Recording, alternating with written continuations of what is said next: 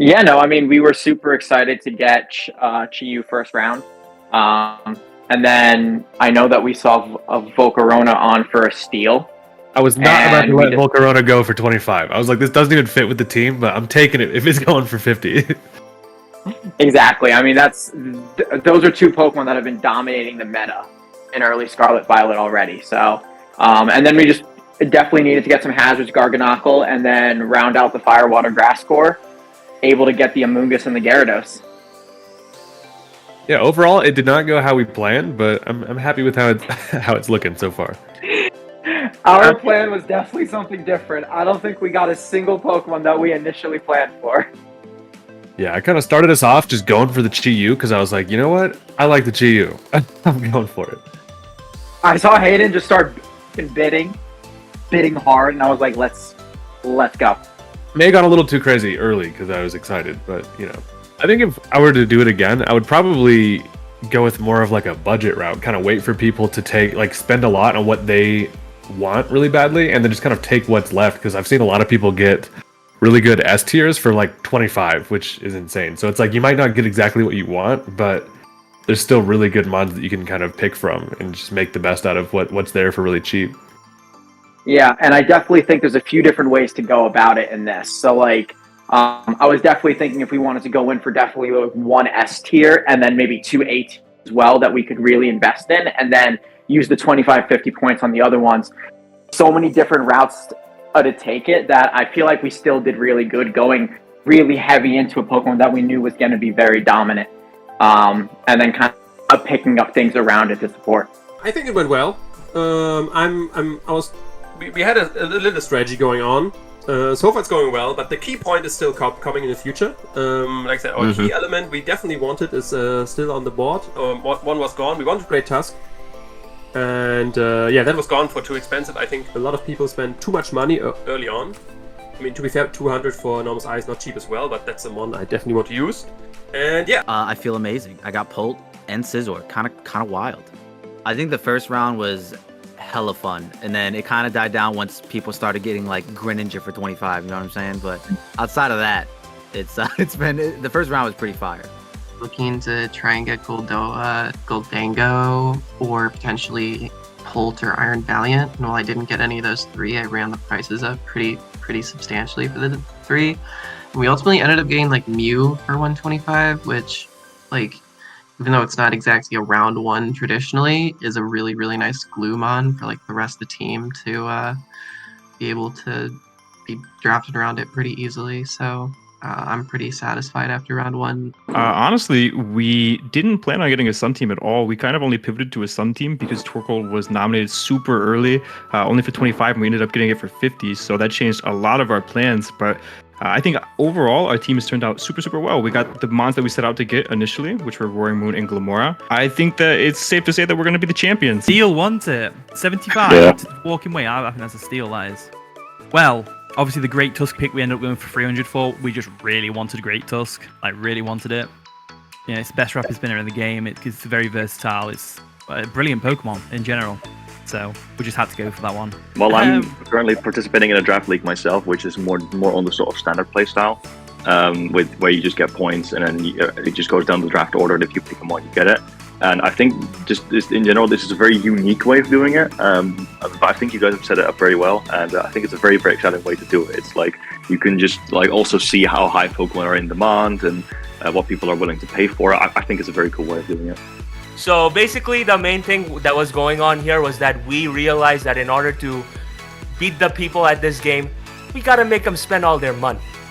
And in order to do that, we gotta give them the Pokemon that they want, that we don't necessarily want ourselves. And that's exactly what we did with Dragapult and other Pokemon Dragapult, Volcarona, and so on.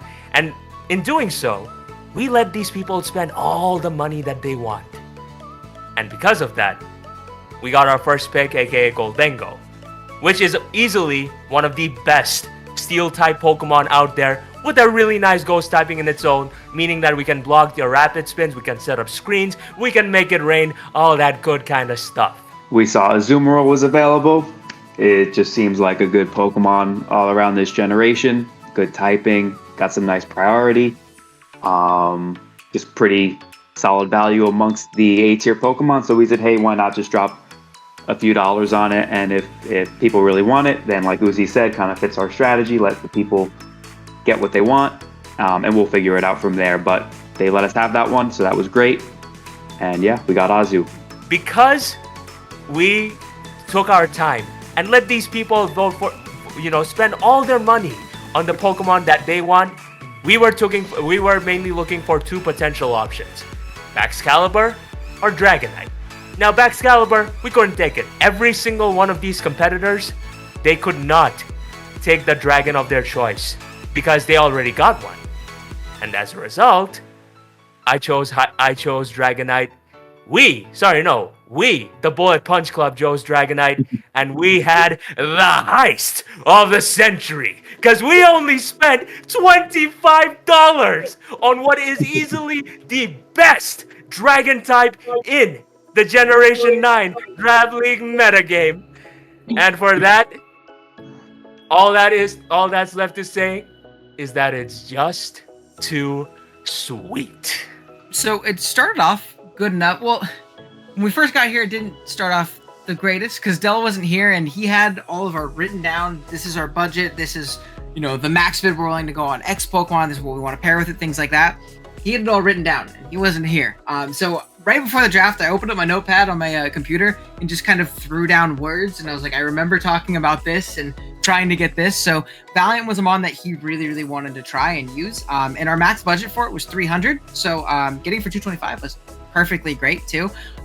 G-King is obviously going to be a great partner with it. So I'm excited we got that. And Thundy we got pretty cheap too. But once we got there, I felt great. And then I looked at my budget. So I had 25 for the last two. Oh man, it's not looking good. So I'm not the happiest with our bottom two. I don't think T-Tar is bad. I'm not happy about the Hisui and Guja last pick. It's not something I wanted in the slightest, but it was the only thing left of like the 5 mons that were left on the board that somewhat fit the build at all. So it started off great, but things kind of derailed as we went along there. We have a pretty high pick, I believe, for 4th. In the snake draft to start off. We're actually planning on dipping into C tier as long as everything goes well and getting a Pokemon that we find great value out of there, and potentially even tearing and going that like A tier Terra Captain with Thundy plus the C tier that we're grabbing, which might be a little bit unconventional for a lot of these teams. I feel like a lot of them are going to go with that S tier Terra Captain, but I think we can get some really, really good value out of that, and there's definitely some good steals and a lot of really, really good roll compression in these tiers, so I'm not super worried, at least when it comes to that, but we'll see how it goes. In particular, in that C tier, that round 1, I think Volcanion is a very, very good pickup. In C, I love it offensively this gen. I love the ability to spread status with water moves, like we can't do up to this point anymore. I think it's incredible with Terra too, whether it be like a Terra ground set, giving it ridiculous power and coverage, going Terra water and having crazy strong steam eruptions, as well as being really, really bulky. A lot bulkier than a lot of people would think. It really bridges our speed tiers just a little bit, kind of slowly patching that gap between that top end, really fast, speed that we have and, things that we don't. So I think that Pokemon will be great. I think the real struggle is going to be finding that those hazards that we really, really lack up to this point. We have T-Spikes on G-King, and then we have a Rocker and T-Tar, but we're going to have to grab a Spiker. Hopefully a ground type that can spike would be beneficial, ideal, but we're looking Volk round 1, and then we'll kind of adjust from there and see what we can do. I mean, I think the draft went well. I know JV and Gravy both wanted to join, but they had prior arrangements, and they let me know that they needed a fill. Some of my friends reached out to me, and they're like, "Hey, want to jump in?" I was like, "Yeah, I'm down to help." So I jumped in, and I had a good time. Like, it was a lot of fun. The overall thoughts of the draft for me, I think I did very well. I wanted to grab mons that I know Jay is very comfortable with, as well as giving a lot of hard hitters.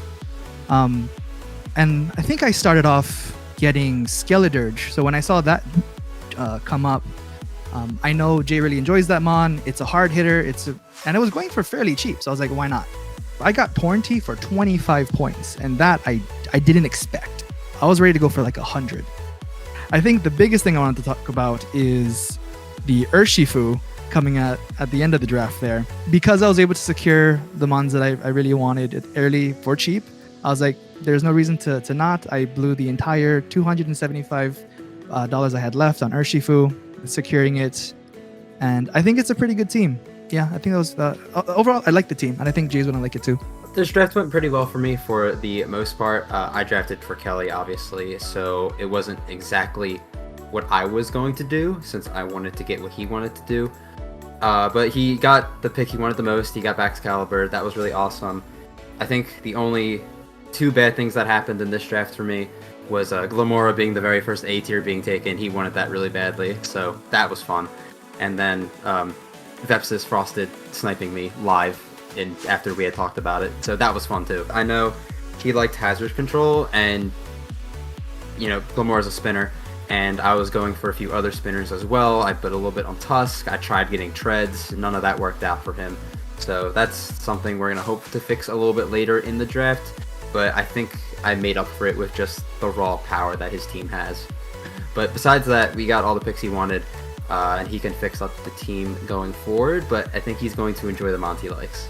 So our biggest plan was we wanted to go heavy on a first round, like a good first round, and we actually got Palafin for a lot cheaper than it should have went for.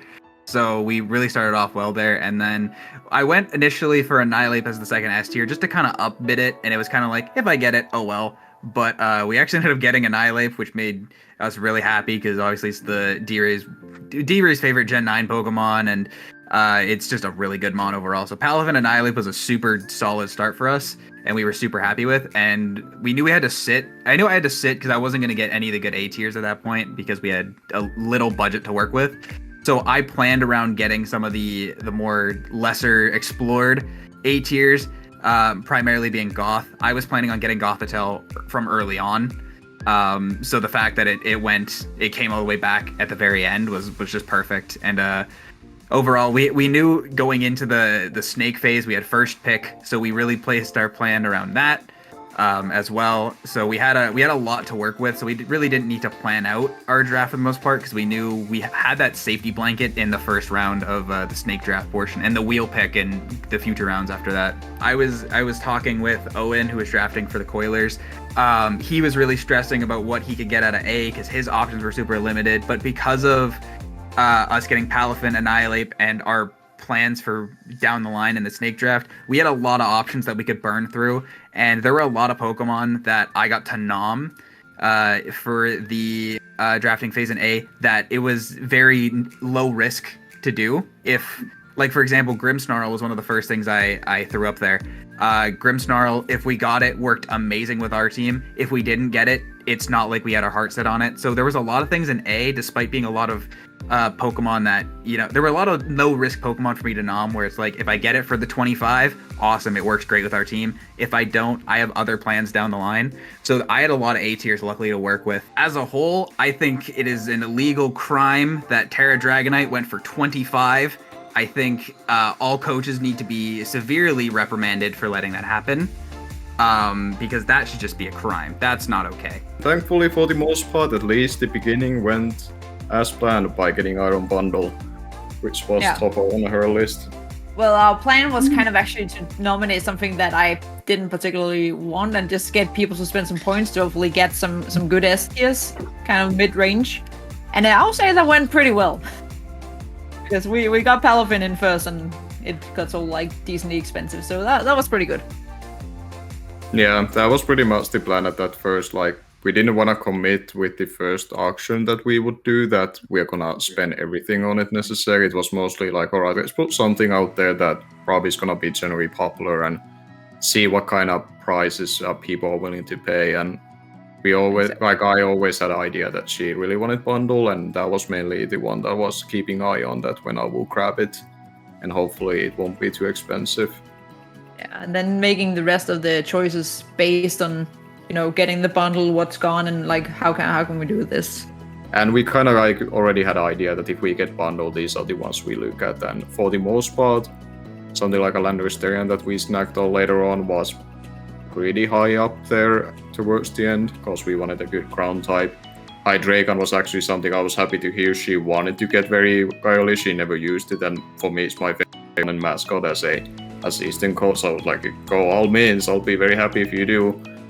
And Then we got some new guys, the Hisuian Lilligant and Hisuian Zorak, that she also had very high on her list, and those ones we snagged at almost bare minimum price towards the end. So even though there wasn't like a full-fledged plan, the ones that she happened to name that she wanted to try were pretty high, and we pretty much got the ones from there. There weren't really necessarily anything that I could have told that we weren't really happy what we got.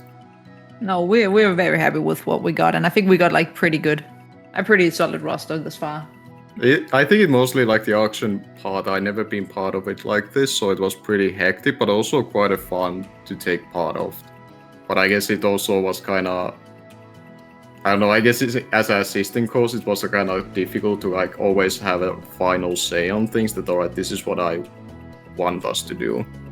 So in that sense, it was a little hectic with the 2 minutes, but overall, I think it was a lot of fun, and I think viewers gonna kind of find it new and refreshing. And I'm pretty sure a lot of coaches what I've been able to follow had kind of similar expression of it, that they did really enjoy the auction draft as a whole, how new it felt. Yeah, and it was pretty fun, like seeing some things go very expensive, and then you have other things like Dragonite going for 25 suddenly.